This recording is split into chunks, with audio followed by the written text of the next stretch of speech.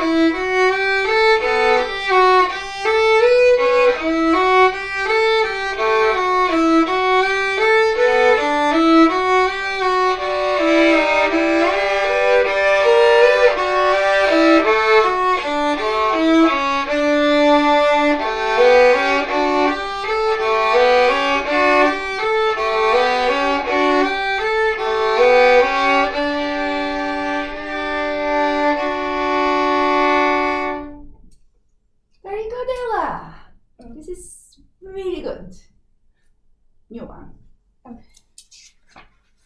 And I know the this one. entire new one, or just the next step from it? Just till like, let's say 1, 2, 3, 4, 5. Probably like the 6th line. Starting from like the 4th line, the like after the B flat D, is sort of I'm not as good as that part because it's a little more like. Okay, let's hear.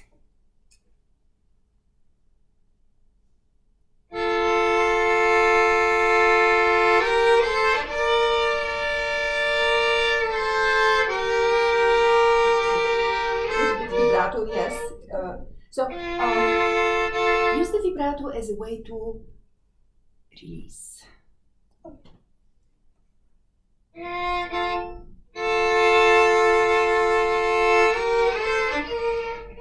So one thing that you don't want to do is the vibrato to be so big that your violin is shaking.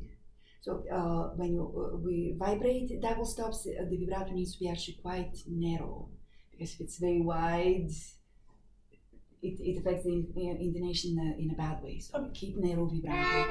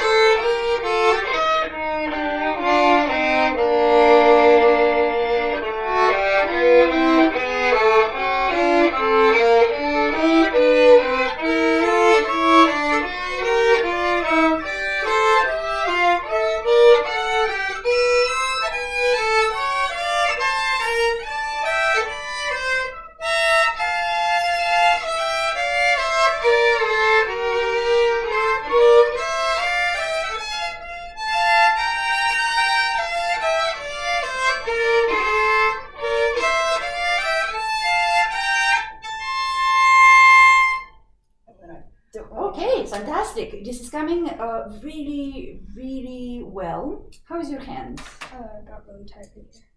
Uh-oh, stretch. Yeah. So you need to stretch. I was gonna take this. Yeah, I'm astonished that you can play with jewelry on your hands. I can't. Yeah. I didn't mean to leave it on. It's kind of jiggling the whole time. Okay, come back. It jiggles with the vibrato, right? Yeah. Okay. So just to add the second half to this etude, and that will be your new etude. Take frequent breaks. Sorry. Do I need to do it a little like, faster? It's andante tempo, and actually the slow tempo is the challenge here. Oh. Okay. Yeah.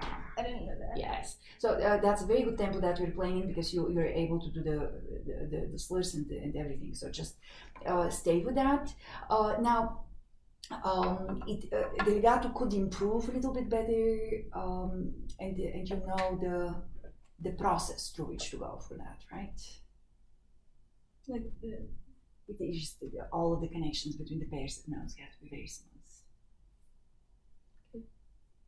So that's the main goal of this. You add the second half. I'm very impressed that you get the section that has the long sequence with the mixed intervals. You did that very well. Now, when you have to cross with the same finger across the string, you can get a little bit quicker action, so your bow would not have to skid so long. So like I should try to make the transitions a little faster. Right. Now look, when you play single stops, when you change a note, you need to stop the string immediately. Otherwise we get a funny noise for good. Now when you play double stops, it just becomes twice harder. Actually, I would say it becomes 4 times harder. It becomes exponentially harder every time you add another voice to that. So for chords, that's when it's the hardest. Quadruple chords, especially if you have to manage 4 different fingers, that's as difficult as it gets. Especially if you have extensions, because extensions slow us down. So there you have it. So you need super quick reflex for that. As a matter of fact, would you like to try from where that passage with the mixed intervals begins? Now, do you know what these intervals are? So this is that's a major 7th. Okay, major 6th. Oh, major 6th? Yeah. Oh, yeah. Yes. Sorry. What's the next one? Octave. Okay, and then? A tritone. And then? a major 3rd. Right, and then what happens next? And then it goes to another major 6th, and then octave, then tritone, then major 3rd. Wait, no. That's It's a minor 3rd. So the thirds change. Nothing else changes Yeah, with the thirds. yeah, Okay. right. Do we have any minor 6ths? Yes. Where? Wait. Tell me.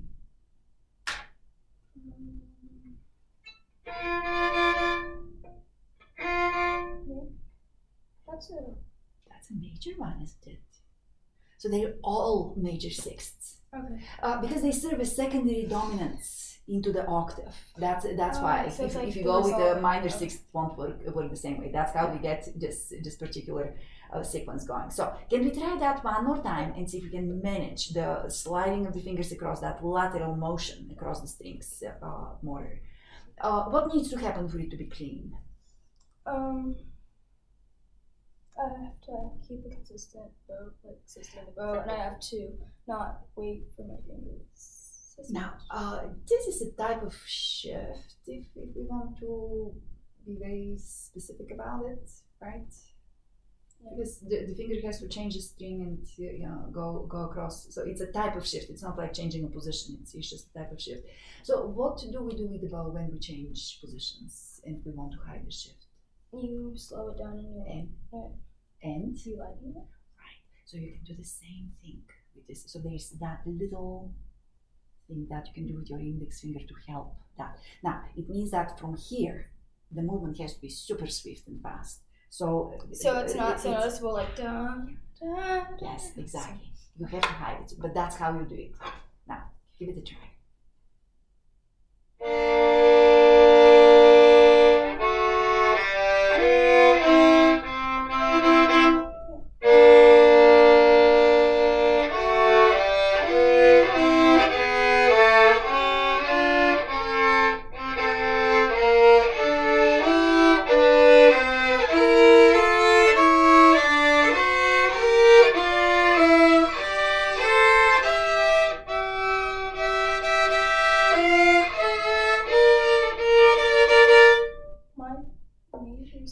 Always out of tune.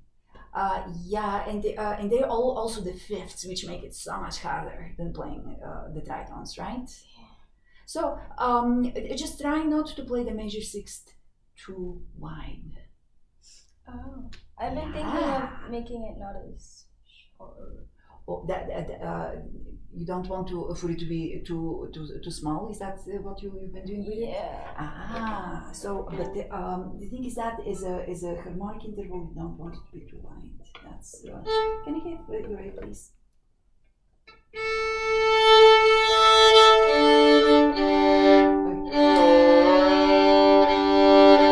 So don't exaggerate there, because so use the ring tone, because that's always going to be a note you can trust, and then around that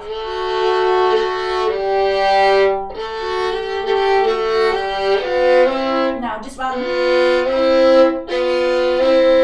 Again, you need a really swift action. This is also lateral motion with the finger, but it's on the same string. So have to make sure that you coordinate that with the dropping of the finger.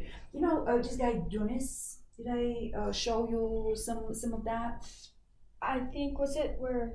Is it the big book? Do you remember the one in I my have office? that. Yeah. I think. Okay, did you order that? Did I ask you to order It Dunis? has the thing. The complete Dunis? Oh.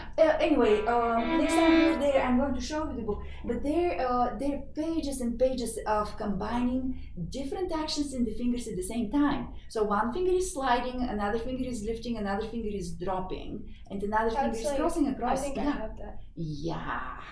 Yeah. And That, he called this the complete mastery of whatever it is. This is just so incredibly difficult to do with this. So here you have a simplified version of that, and you're so well connected. So try to do it cleaner. I think the book was like the.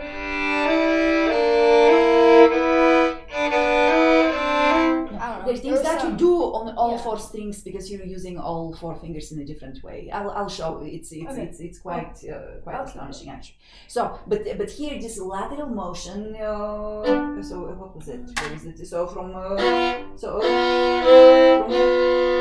so you have the movement of the finger and then the dropping. This has to be together.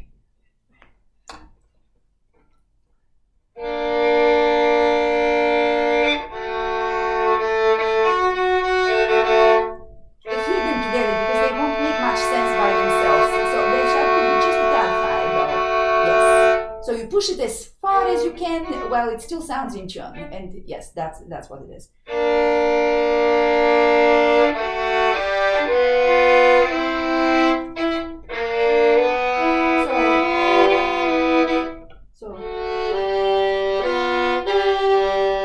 So you don't want.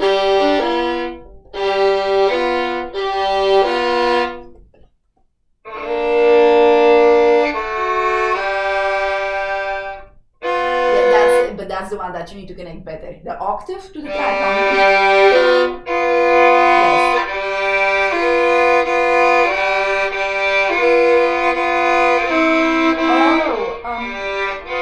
There's your pinky fingerings in here?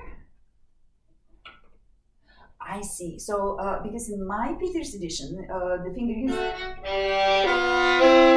So it's a different group of slides, but this also is good. So you need to prepare your second finger, and then, which makes it much easier. I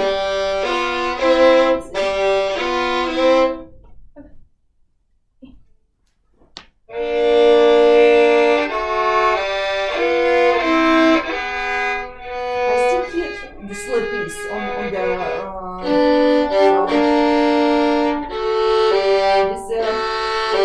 Should be without lifting.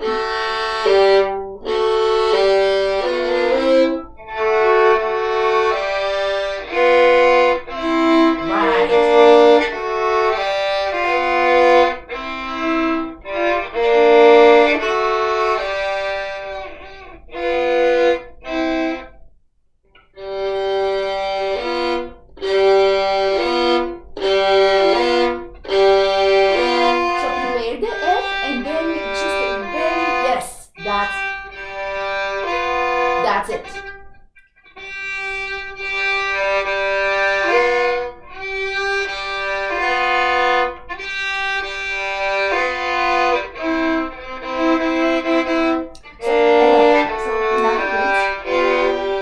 So that finger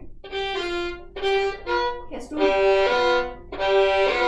to get very quickly here. Now, what do we do with the finger itself when we shift?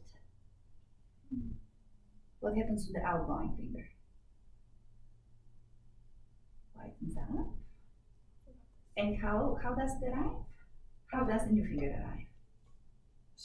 Firm. Yeah. So you need to do the same thing here.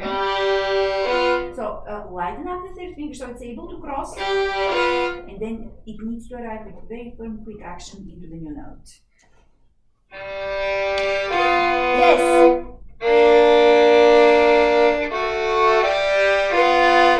There we go. That's it.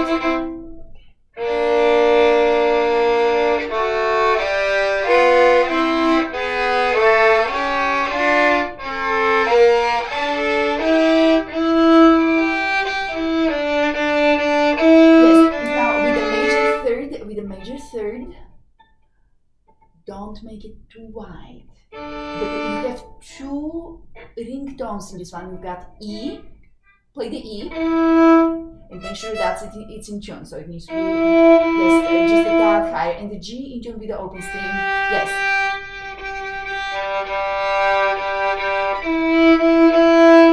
Now play them together. Ooh, that was such a good game. Yes, so that's your intonation for those notes. You don't mess anymore with that. So as long as they correspond to the open strings, just leave it at that. So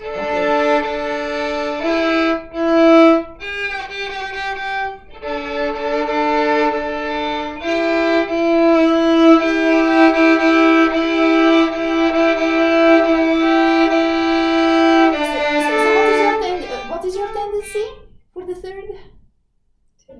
Closer to for the E to be flat and the G to be sharp. So you need to actually, yeah. There we go.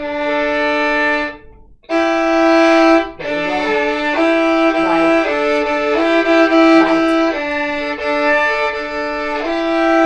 So that's the intonation there. How's your hand? Are you squeezing? Are you pressing? Good. Now let's put it in context. do I start from the beginning? If you want to, yeah.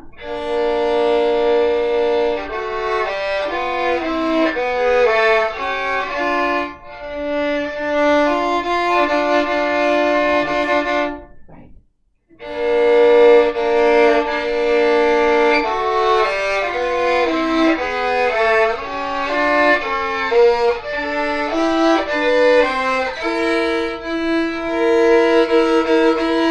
Should it be closer together? The E has to be in tune with your open string. So yes. And with tritons, sometimes the fingers are very close together, sometimes they're farther apart. No, that's a little bit too, yeah, because the E has to be in tune with your open string.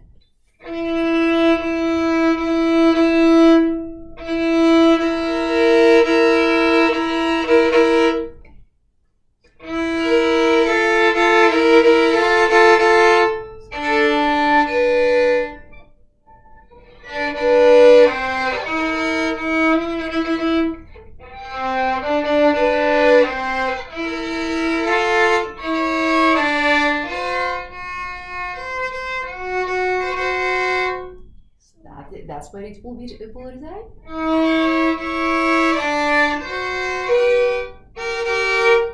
G is the ringtone.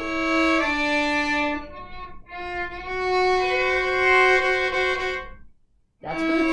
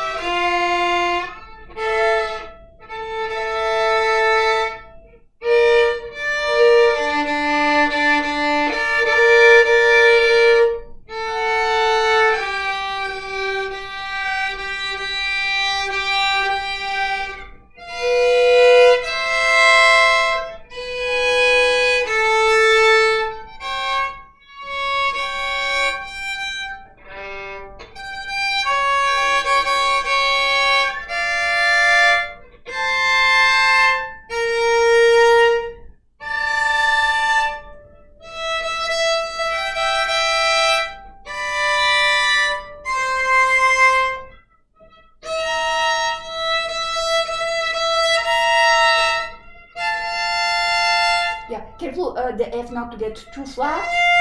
So the A is the ringtone and not too low on the F. Kind of tempered F, yes. So it would sound well. Okay, good. So that's your process for cleaning it up, but then you have to connect these cleaned up intervals and this. I think you will have fun with it because I want they will be good results. Yes. Yes. Ask about the page. The page? Which page? I texted you about it. Oh, this one. Is that not in I drew about it. Okay, it's fine. Now look, if you know enough about all of these topics, basically you can play anything on the violin. So we start with bow division. Why? Because it affects everything we do with the bow. It affects how much bow we use, with what speed we go, and so on. Straight bow, why is that important? When we combine it with bow division, it gives us the tone. What happens if the bow is not straight? It'll screech and it'll Yeah, and it might affect the intonation. Right. So if we're able to control those two things, actually, and if we're sensible enough, we will get pretty good results from this. Now, what do we mean by the properties of the bow? Do you remember that topic? No. You'll remember all about it once I mentioned to you this. The fact that the hair and the stick give at different rates. So we've done this experiment. If you push at the frog, which part of the bow gives? Is the hair? Is the stick? There. Right. Now, in the middle of the bow is what? The stick. It's both 50-50.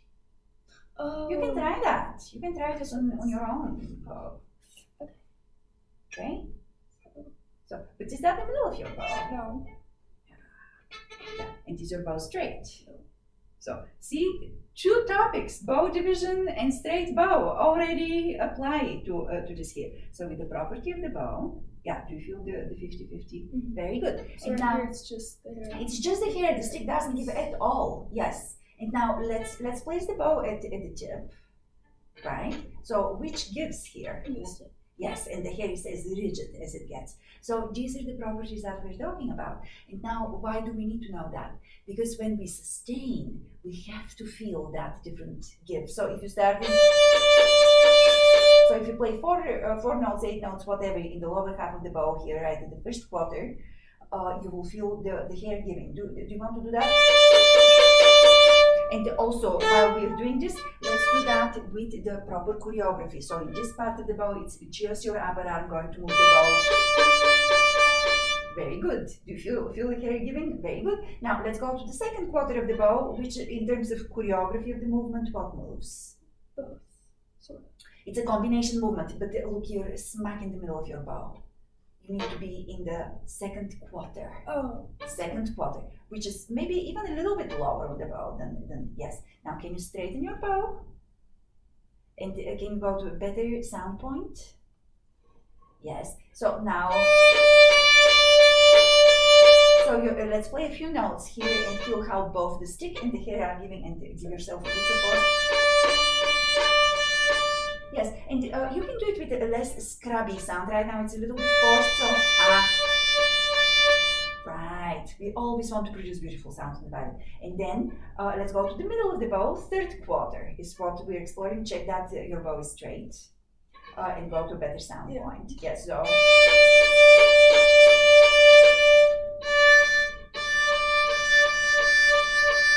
Do you feel how the stick is beginning to give more and the hair is getting really rigid? And here in the last quarter of the bow, that's where we have to push the most into the string, because we have to bend the stick at this point. That takes some doing. Very good. Very good, Ellen. That sounds terrific. But that's what the give of the bow is all about. Now, why is that also important? When we play spiccato, for example, where on the bow do we do that? The second. Right. Yes, we don't really do that up here. And if it's really heavy and very slow, we might cross into the first quarter a little bit. But basically, what we're going to see when we play spiccato is basically the hair giving primarily. Then we have the topic of tone production, and we have talked a lot about that. So, what are the 3 elements of tone production for the bow? For the bow. Because the tone production is all in the bow. Vibrato is a different thing altogether. Vibrato is color. Tone production. Sound points. What are the other 2?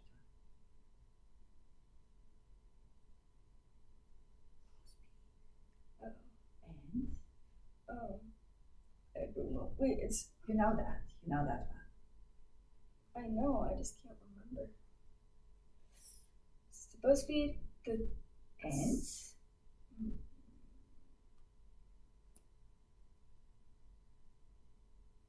So what do you need to think about if you want to play, let's say, on the second sound point, and you're going with both Oh, blood players? pressure. Yes. So this is the tripod. It's like your primary colors that mix together in order to get every possible color in tone language. Yes. So there's the Simon Fisher book on tone production. Have we done any exercises from that? Have we at least done the first 5? They're like quarter notes, and they start with open strings. So the first to start with playing whole bows on each sound point.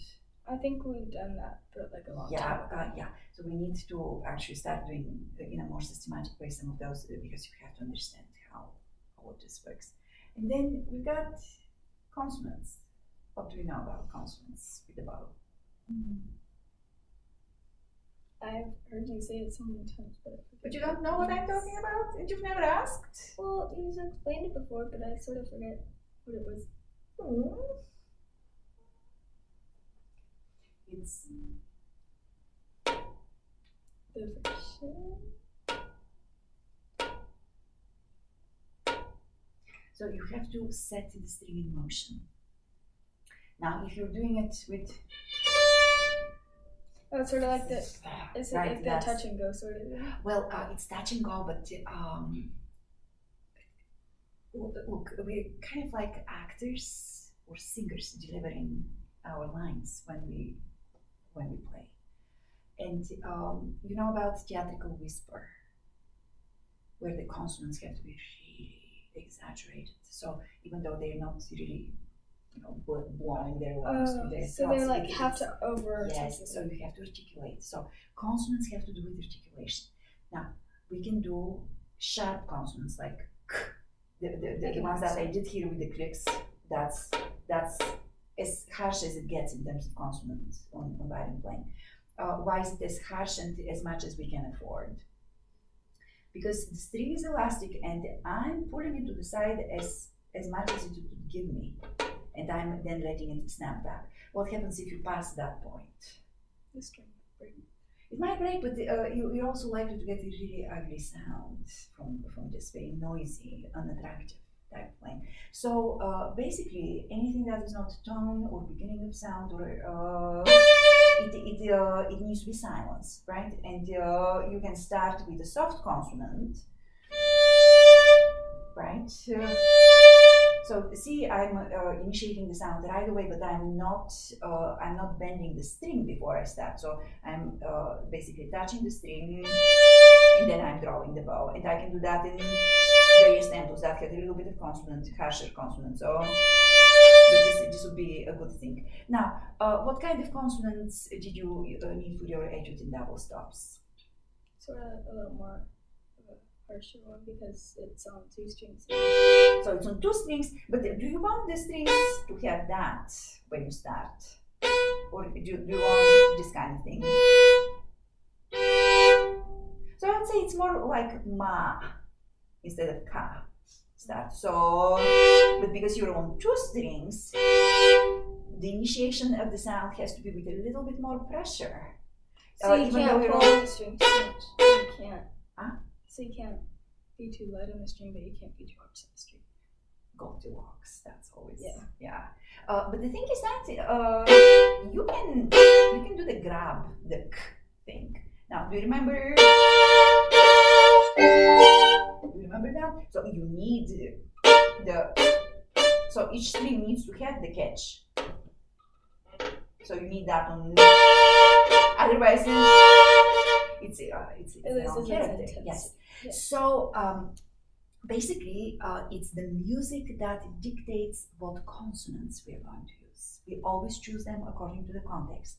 Now, the consonants we are not allowed to use are like, this sort of, defective speech, right? We want clarity, and as long as you understand how to produce them, you'll be fine. Now, do you think you can produce a k consonant in any part of the bow? Both on a down bow and on an up bow?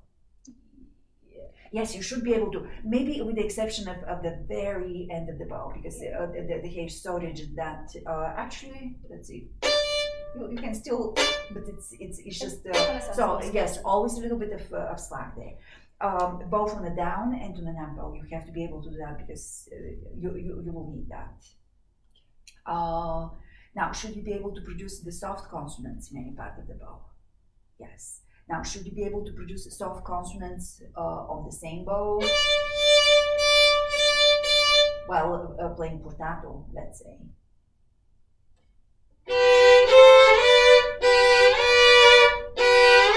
So every time we shift, we're producing a soft consonant because we're restarting.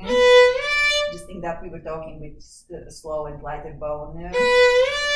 When you continue, you restart with a soft consonant. Make sense? All of this? Okay, good. So those are the really important things about the bow. Yes. And now all of them apply when we come off the string in spiccato staff, percussion staff. If we're doing coulet, you know coulet? The sticky stroke with, so we still have the consonant, we have the give of the bow, we have the lift, right? So all of these things apply. With the left hand, I keep talking about this thing, 3 ways of changing pitch, and we addressed some of that in our double stops. In double stops, it's a little bit more complicated, right? Because we really have to make sure that everything works. But what are the 3 ways of changing pitch for the left hand? Like changing the note? Yeah. How can you do that? You can slide. Slide is not really one of those. Shift. Yes. So, but even when we shift, yeah, we shorten whatever. You drop a finger, you lift the finger, or you prepare a finger on the new string and you cross with the bow. Okay. Yeah. Now the slides, the shifts, they're a variant of one of those things, right? So each one of these has a different timing, which is the like most when immediate. Which is the most immediate one. The dropping. Right, because when you lift the finger, you have to have the other one already prepared. So you can't. Well, if it's an open string, it's already there. So that's very quick. Which is the slowest? The preparing. Right. So when you're playing passages that require even sounding notes, the actions are actually uneven to get that result. And so who figures out how to do that? So, I don't know. Your brain is going to make the adjustments, but you need to practice through this with the awareness of when you lift and when you drop. So that's why when we practice our shradik, lift, lift, drop, drop, drop, drop, lift, lift, lift, lift, drop, lift, drop. So you start with something that's as simple as that. And even though the actions are uneven, if you practice like this, it will come to a point where you don't even think about it. You just want to know what you want to sound like, and your brain, your supercomputer upstairs, makes all the calculations for you. I think I still have my shradik book somewhere. Well, you should be bringing some of those exercises to me. Okay? It will only improve your technique. How much of that have we covered? I haven't done that. Oh, you haven't? Ooh. How about you bring some shradik next time? Number 1. And the way we're going to do that is you start with 4 to a bow. You just need to clean up the area, basically. And then go 8 to a bow. So 4 to a bow, it's like at 52 speed. Right?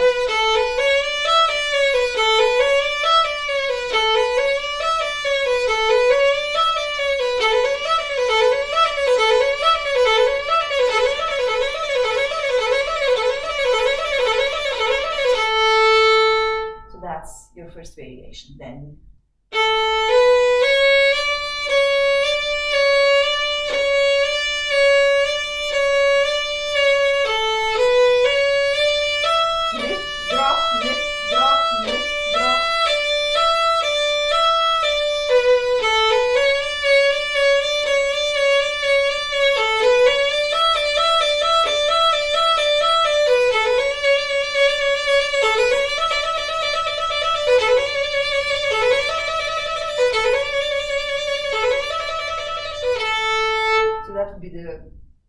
and then you go to them, building them up like that, and then after you've done this, you don't need to build each one individually like this. You just do.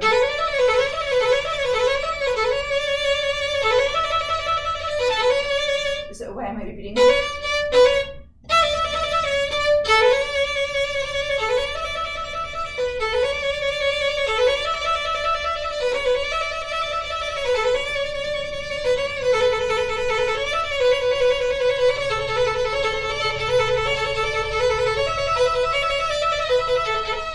And so on. You just keep going through them as fast as you can. I think you like that. You like fast, don't you? Sometimes. If you build it right, your hands, your fingers are just wanting, they want to run. It's so much fun to be able to do that, right? When everything bubbles. And, yeah. So then we got ringtones. Use them in your double stops. And they were a great help, weren't they? Yeah. So you know all about them. Tuning a major scale. Have we been through that? I don't know. So do you remember the tetrachords? Do you remember that word? Tetrachord? 4 notes? Okay, so think of a major scale as consisting of 2 tetrachords. So the half step is between 3 and 4, right? And then the second half also here. Now the easiest scale to tune on the violin is D major. That's what we want to tune. So the way you tune this is first you tune the frame of the tetrachord. Then you make a decision about how tight you want the half step. And now the distance that is left between the open string and the F sharp has to be for the ear, split right in the middle for the E, because you want your whole steps to match. Now if I go, I'll play purposefully out of tune. See, you cringe. You didn't like that, yes. No, that's fine. I'm glad to see that reaction because it makes me react the same way. So you want to, it's a kind of a micro area right there. That's just right, and it's very likely to ring across your opening E. So in other words, we've got a second way of double checking our tuning this way, not just the ringtone, but also with the ear hearing that the 2 whole steps are the same size, and not so they don't change there. And then you repeat the same process on the second half. So you have 2 open strings basically. So the ringtone has to match. And then you put them together.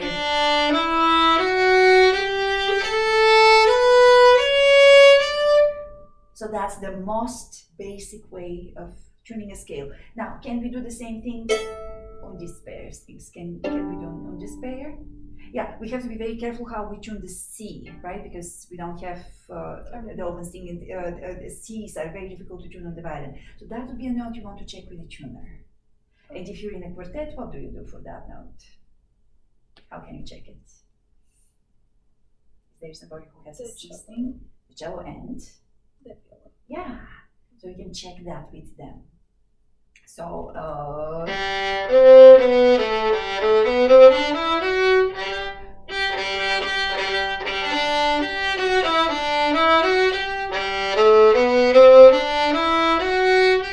so you get that. Now, do you think you can tune the same thing in third position?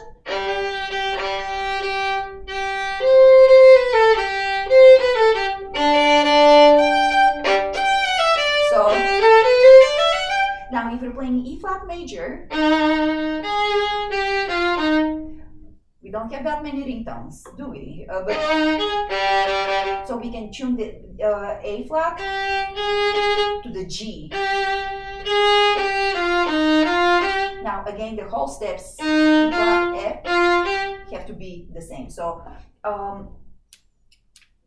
once you start doing it, and actually, we need to go through some Simon Fisher scales because all of this is notated in them. it will make much more sense, but you have to be able to tune properly a major scale. Then by extension, you will figure out how to tune minor scales. Hand frame, what is that? The distance between first and fourth finger, right? And it can be either an octave, if you want two strings, or a perfect fourth, right? Yeah. And then it's how we deal with the half steps and the whole steps. And that's also related to tuning a major scale, isn't it? Mm-hmm. Actually, I should probably put the hand frame earlier, but tuning is connected to ringtone, so I don't know where to put it. That's where I put it. Then we've got the concept of square and extended fingers. We talked about that. Yeah. And it has to do big time with the hand frame and with the tuning, right?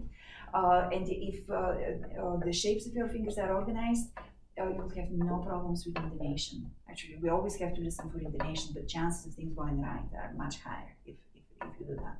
And then we've got the problem of shifting. So, can we review very quickly what you know about shifting? Sort of.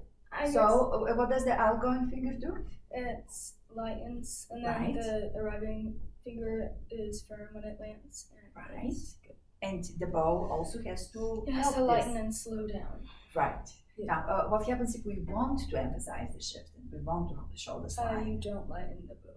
Right, and you might have to go slower and heavier with the sliding finger. So you use common sense for that, right? There is also a lot of organization going on because you go from one position to another one. So the hand, you have to move the hand frame might have to change. What's inside the hand frame often changes, right? So it needs. So when do we change that? So if, for example, you have to arrive on B, F sharp, when but you're playing, if let's say you're playing a B minor scale, or something in B minor. So your third finger in first position is going to be square, but you have to arrive on extended third finger for this. When do you do the change? When you're shifting. Before the shift. Okay, before you start shifting, you already have to be in the shape of arrival. That's very crucial for this. Okay. And every shift that you do is a slightly different equation that you have to solve. So you just figure it out in the context of what you're doing.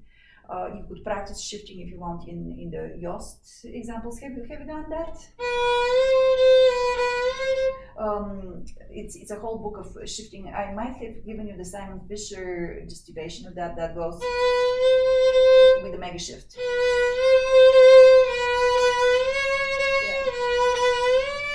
So you can practice all of them that way. If you want to actually at some point you need to add that. You need to spend maybe I don't know, a month daily practicing shifts like this, just to build a good shifting technique.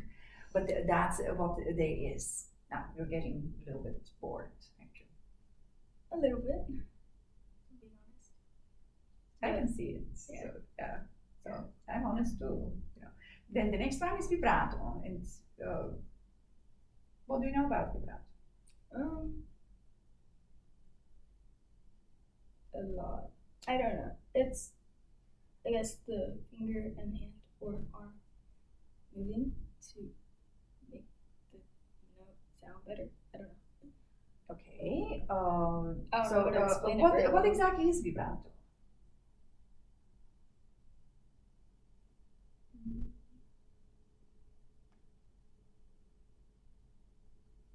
It's pulsation. I don't really know how to explain it. Yeah, but think of it as pulsation. Wind players actually they do that from the diaphragm, and they don't necessarily change pitch. It's more like air pulsation. And we change pitch. So it's a pulsation, and we go. Do we go above the pitch when we vibrate? Yes. Oh, no, wait. No, we don't. We don't, because then it'll sound sharp. Right. The crests are the pitch. So you go down. Yes, right. Yes, right. And now, should your vibrato be with organized wave, or do we just plop it on anything? it should be organized. So Yeah. you could do either narrow and fast. Yeah, or so narrow and the wide. first thing we hear when we vibrate is what? The pitch or somewhere around the pitch. Right. And then, so if this is the beginning of the tone, so you start on the pitch, you go down, come back to it. And it's good, the way you think of the pitch that we hear is also the pitch. So the top note is what you usually hear. That's why you don't go above Right, this thing. right. So that's why we need to kind of feel the rate of the pulsation when we play, because you don't want to end somewhere mid-cycle on the vibrato. Yeah. And does that now, with this explanation, the concept of continuous vibrato that we talked about? When was it last lesson? Couple of lessons ago. Yeah. You understand now how we finish the cycle and we instantly begin the new one with the new finger. So that's how it works. Yes. Now, these are things that have to do with the two hands working. So we've got coordination. How do we put that together? Which let me ask you this: which hand leads the rhythm? The bow hand, right? And why is that?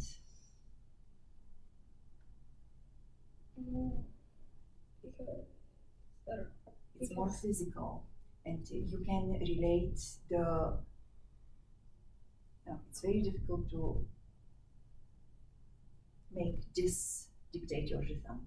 It's very easy to just feel going back and forth with this and add some sort of pulsation to that, right?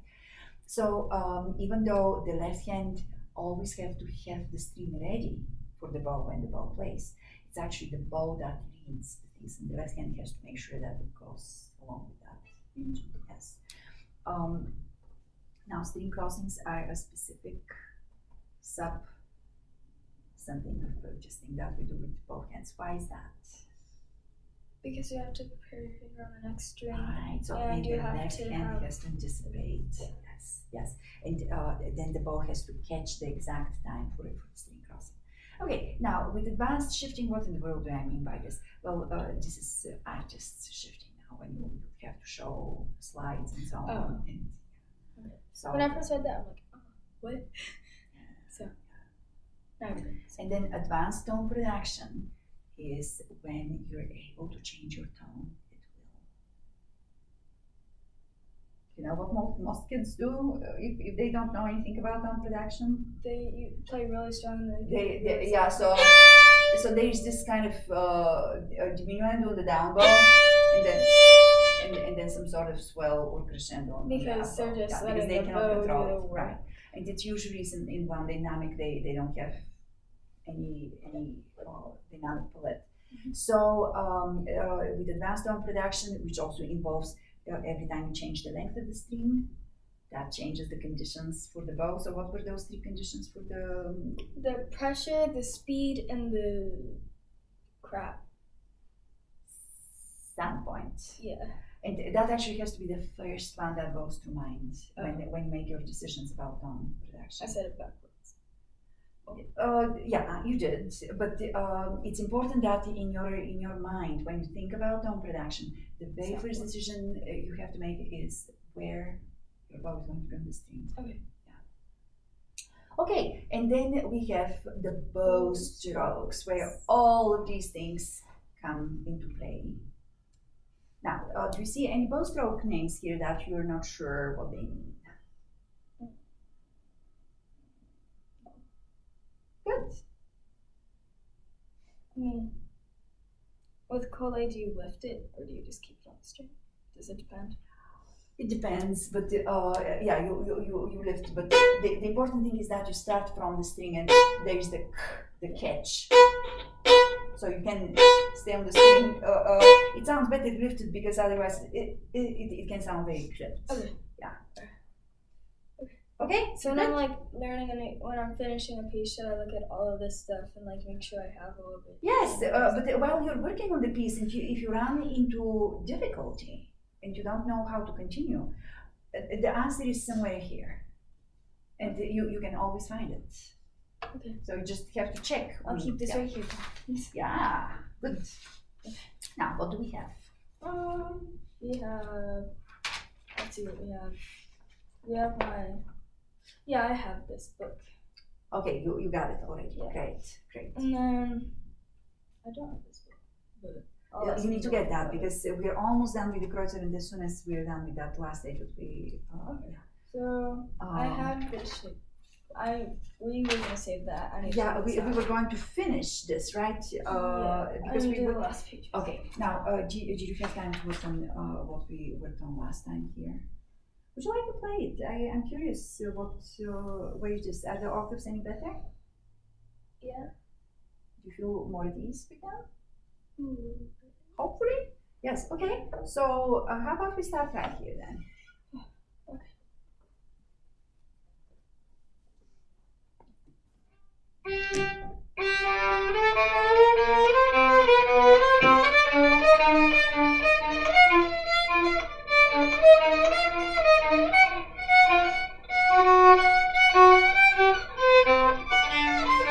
I hate my bow gets to the tip every single time I do it. It really pisses me off. It does what? Sorry. It like gets to the slip tip slow even if I start right here. I go. Okay. Now this problem goes right back at the beginning of that chart that we're looking at. Bow distribution. Bow distribution. So how can we make the bow distribution work for us? We want to basically occupy the same part of this. Now, if we don't do crescendo, it's the same bow pattern that we have to play. So, which bow is faster, the down bow or the up bow? Up bow. How much faster than the down bow? 2 times. Twice, right. So you have to make sure that it happens each and every time. And now, this is also okay to do because it's on the beat. So, musically speaking, all of this works. Okay. So, just that up bow, which you will be doing. Yeah, do you have to be that low on the bow when you started? Yes, and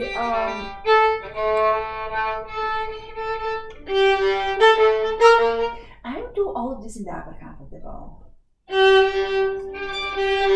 Now, so can you also, in terms of choreography, make a decision which part of you needs to move? Yes, for things to work. Yes.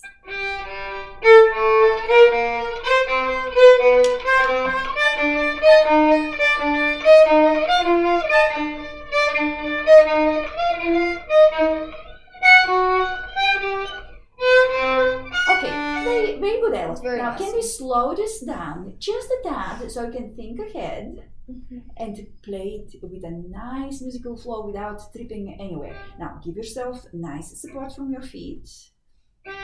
And from your legs, actually, because if again your feet are too close, I know you're an athlete, you're strong and all that, but you need to be able to play into the instrument with better posture.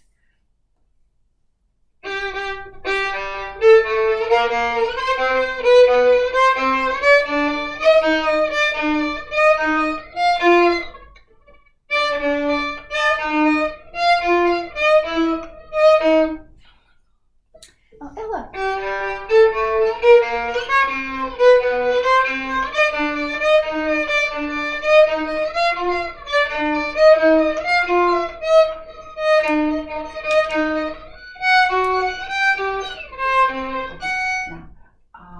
When you go that high on the finger point, do you think your thumb needs to help the shifting? Or should it be latched right here with no? To come around a little bit. Now, I remember when we were talking with your mom on Zoom, just a couple of weeks ago. Were you there for part of the conversation? Because she was talking about something very important, about the fact that in the lower positions your fingers need to be more square. Then when you reach in high positions, they need to extend. She's absolutely right about that. Have you tried it? Can we do it just on the first 3 fingers? Don't involve the pinky, and let's slide on the G string. Right. So start with nice position, almost as if you're playing. So the fingers are more curved. And then as you move in high positions, yes, you need to extend. And your thumb, do you see how your thumb is moving together with that? Now, can we try the same thing on the G string? Yes. Now, do you think that this should apply for playing octaves? Absolutely. It will help you. Now, why do you sound happy?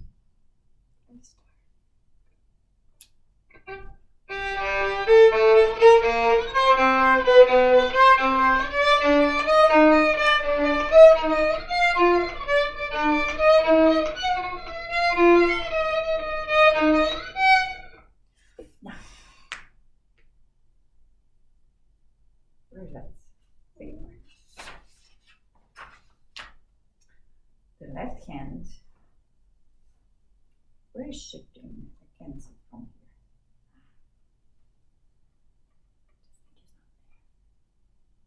It's very chaotic. You have shifts on every beat, right?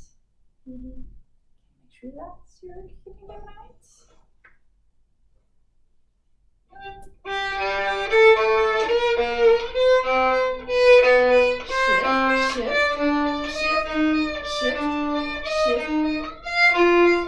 Shift. So okay, so it's that one. When the scale-wise descent changes. Now I hear a lot of. Do you have frozen on your index fingers, or are you pressing too hard? Because we shouldn't be hearing these clicks that your fingers are making. So yes. And now again up here, the problem is that the fingers are too square. You need to. And look, when the first finger is not so square, it actually will be helping your pinky because the back of the finger needs to be down on the D string. Do you understand how this helps the pinky? How is it helping it? Do you understand? So the finger will have to push them closer. Right. So that's the thing. Yes. So yes. In other words, you just need to find a position for your hand when the first finger. Can you try sliding it on both? So mostly start mostly on the G string, but then as you go upward, make sure that the back of the finger touches the D string. Yes, right. So that's going to be your correct shape for this, and that's what is going to help these octaves. Now, can we put that in context?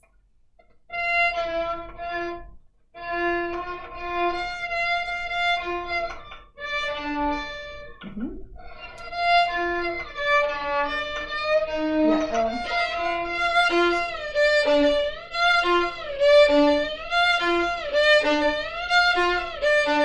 And now, are you worried about the first finger or the fourth finger in this case? Now, but look. Musically speaking, which shift do we hear, on the first finger or on the fourth? So yes, we are shadowing the first with the fourth, but can you?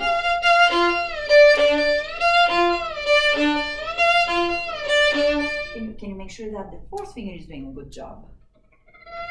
Yeah, and again, help with the first as much as you can, and I'm kind of collapsing my first. I'm using that a lot.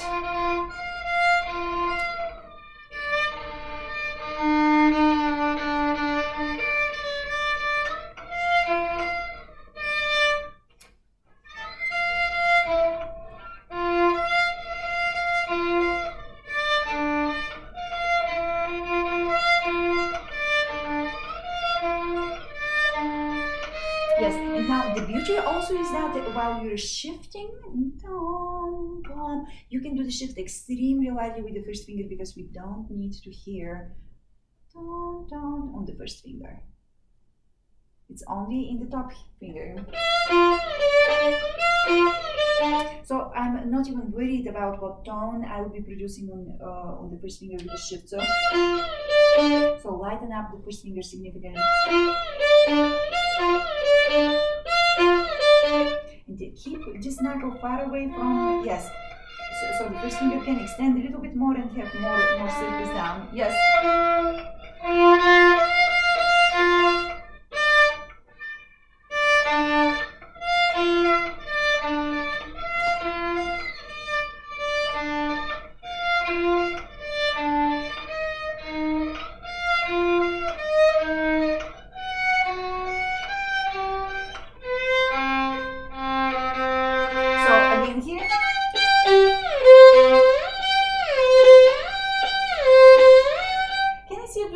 on one string.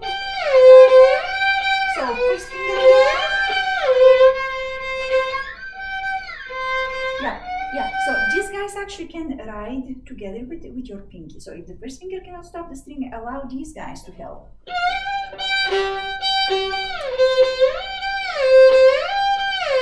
So look, they're lazy bums. I'm just letting them sit on the string very lightly. Yeah. So think of them as one unit, like one finger moving. Yes. Isn't that easier? Isn't that easier? Okay, so now let's try to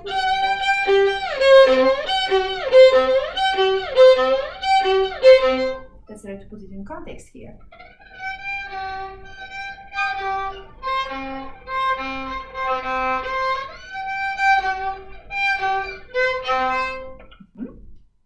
Now, Bella, why the face? You're doing it again.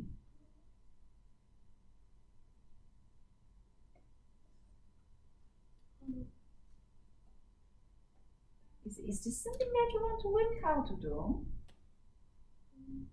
Have you given up on it?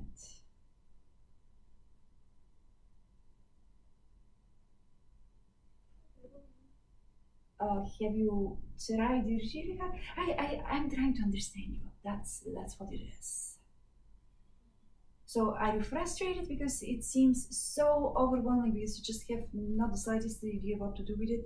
Or is it that you've tried so hard and you feel that you're not getting anywhere? Well, I really tried it a lot. I'm not really getting anywhere with it. Okay, so we're trying something that you haven't tried, isn't it? Or have you tried this thing? I've already tried that before. Like shifting with one finger, or just isolating the shift, or doing that. But have you tried the other fingers helping the fourth finger while it's shifting on the G string? I guess not. Hmm? I guess not. Well, that's what we're doing right now, and that will help us. Look, this is a very difficult little section, and because I didn't know what the gaps in your earlier training were. I didn't know where to start with this. So I started where I assumed you could just play it. So we need to fill in those gaps and to figure out all of the little details that will help us. Also, everybody has a different hand. So the bits of information that I'm giving you, one of them is going to be like the spark that solves everything. And for me, for my hand, because of the thin fingers and all this, the help from the other fingers on the high string is the crucial part that helps me. Now we're playing things relatively in tune. They're quite well in tune. It's just that you're tripping. And I'd like you to stop tripping and play things with just nice shifting, getting from place to place. Really good bow distribution, so we can actually get through the passage. Even if it's way under tempo, if we can play it under tempo, then very soon we should be able to play it well in tempo. So can you try that one more time?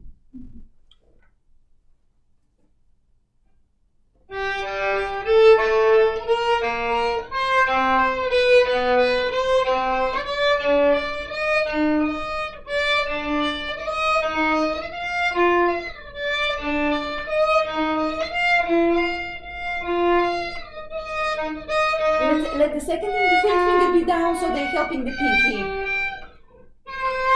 Let them down on the D string. Just relax them on the D string.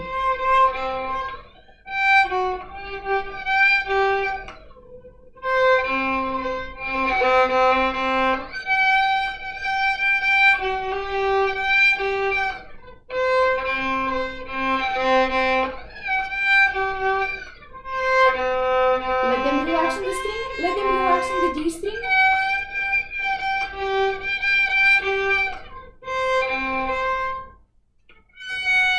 Yes. initial octaves with the second and third finger helping the pinky. From the beginning of that.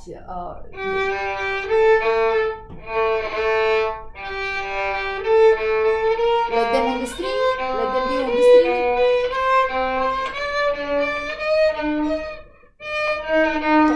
Down, bring the thumb around.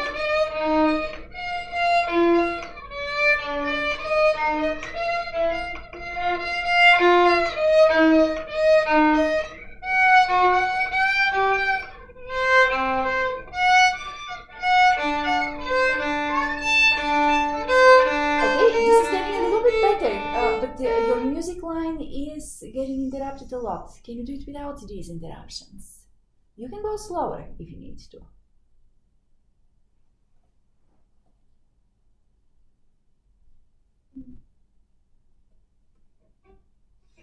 Yeah, you need to be higher on the bow. Higher on the bow, higher on the bow. Oh, on the down bow. Okay, so.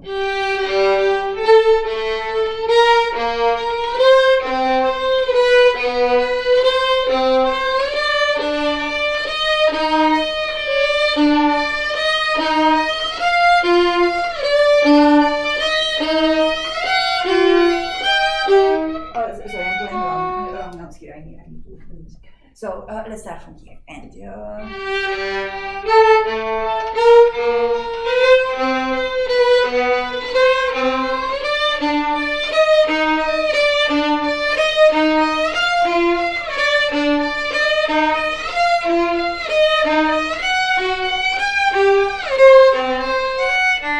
So look, I'm looking at your hand, and I see your fingers coming too vertical up here. So with the fingertips, it's advantageous when you get for those high octaves to you need to feel more of the wood, much greater surface area covered with the fingers instead of doing it this way.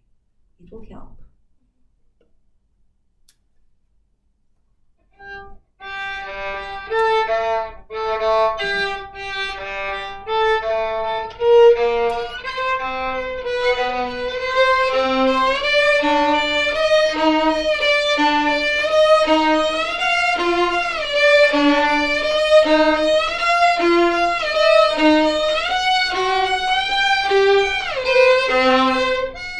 I'm noticing that you're not really shifting. Do you hear how much I'm exaggerating the shifts so I can hear the glides and everything? Can we try that one more time?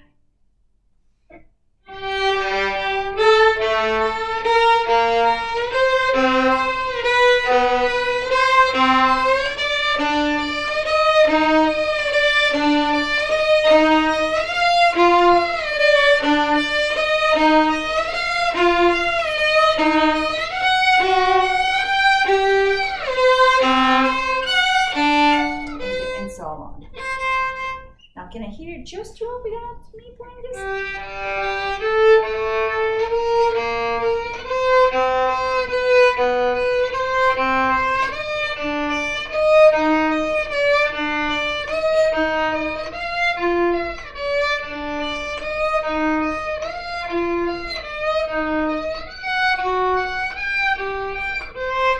Brava!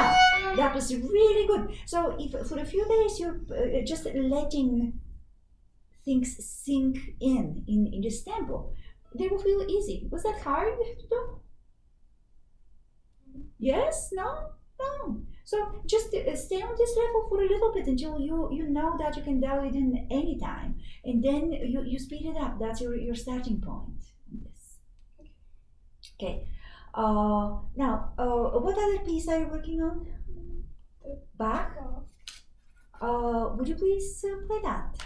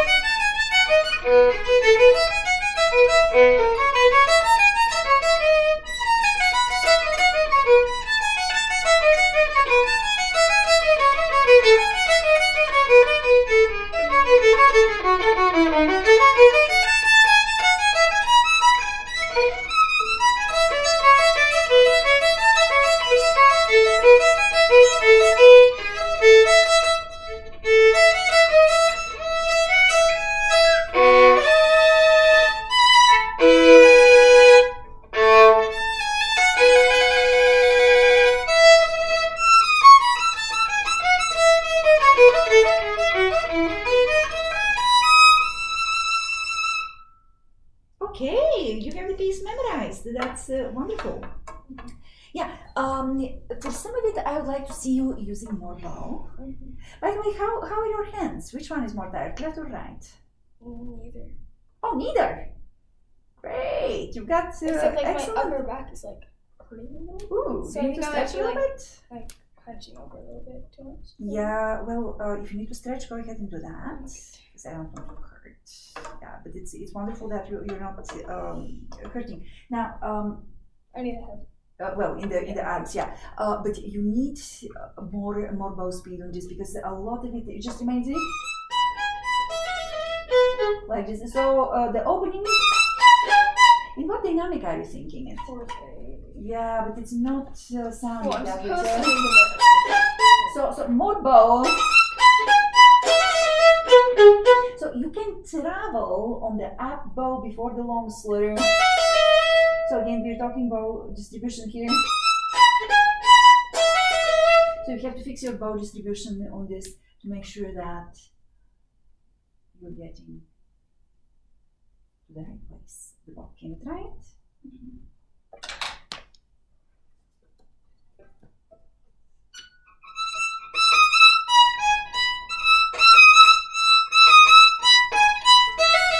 Yeah, but see, you're running out of the bow. Yes, so that's the crucial note. So with how much ease can you get from the tip to somewhere in the lower half? A lot. Can you do that? Can you do what I'm doing with a lot of ease? Right, but you need quicker bow because you don't have that much time. You don't have that much time. Yes, it has to be quicker. So yes, that's it. Now add yes, these notes, they don't have to start with the frog. So play them where you were playing. Yes. Now, that fast bow is creating a musical problem though. It's too heavy. It appears as a false accent. So can you solve the musical problem by having better technique? You need lighter on that fast bow.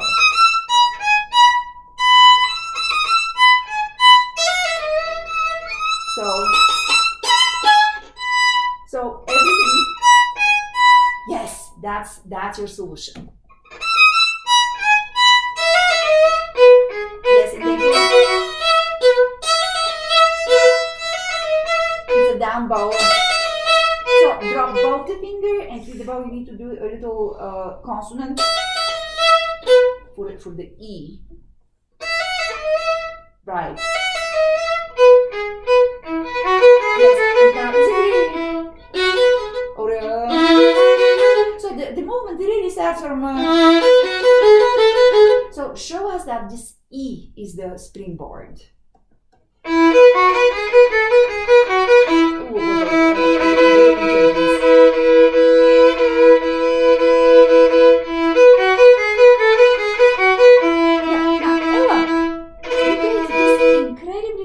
Edges in double stops. I can't believe that you cannot manage this in tune. Now, once you're done with the fifth,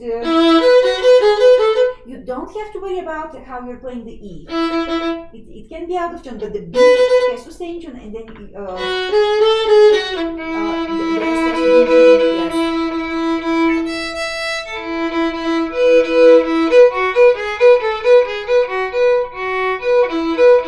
Yes.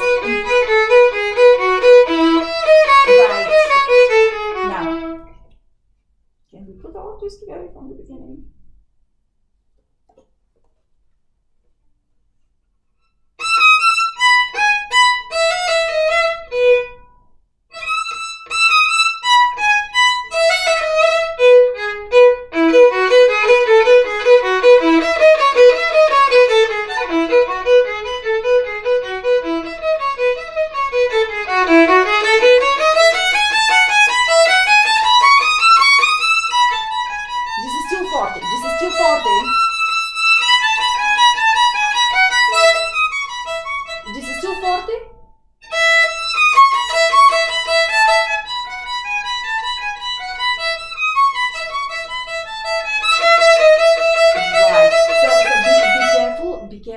To change Bach's dynamics.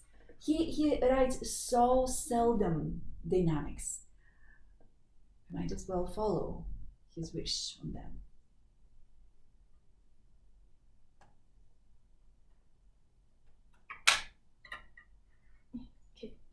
Okay.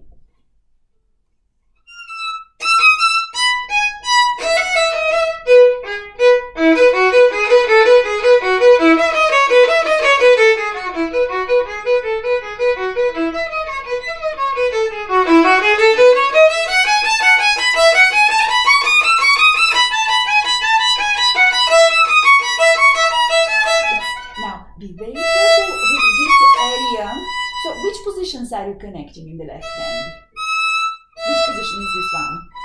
Fourth. Right, fourth and right, and in the key E major. So be careful. Now, some people actually.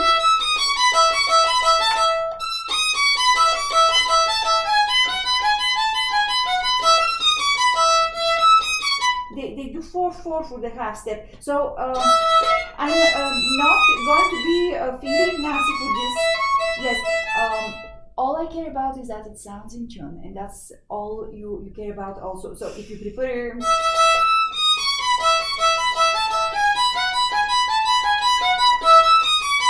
if you prefer the 4/4 fingering, go with it, but the things just have to remain in tune. Good. So your D sharp.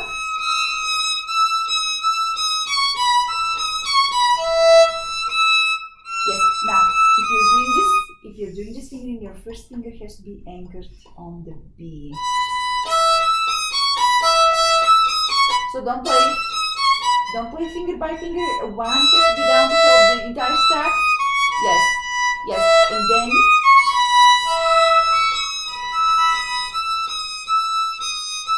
you see what I'm showing you. So the third finger is going to measure from the first finger.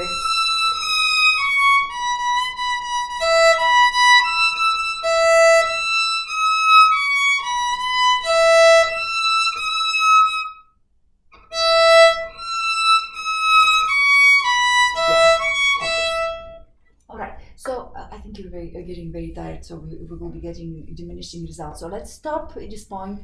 But next time we will start with Preludio.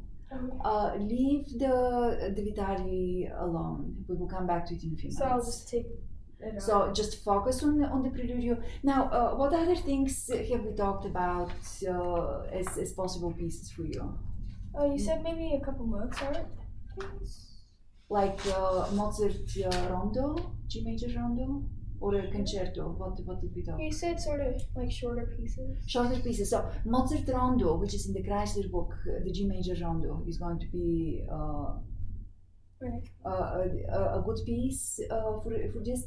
I also think that we should, after you've done all of these studies from double stops, we should probably learn the third movement of the Bach, the Gavotte in form of rondo here. So that will be so those will be pieces towards which we're moving. But with Preludio, please figure out when you can move and use more bow. There are also lots of sequences in this piece, and I want you to play them as somebody who understands that she's playing sequences. So in other words, we need to have punctuation, we need to show the growth. So if the sequence is a rising sequence, the next installment of it needs to be at a higher dynamic level. And the note grouping when you have sequences is very important to show in a tasteful musical way. Okay. Okay?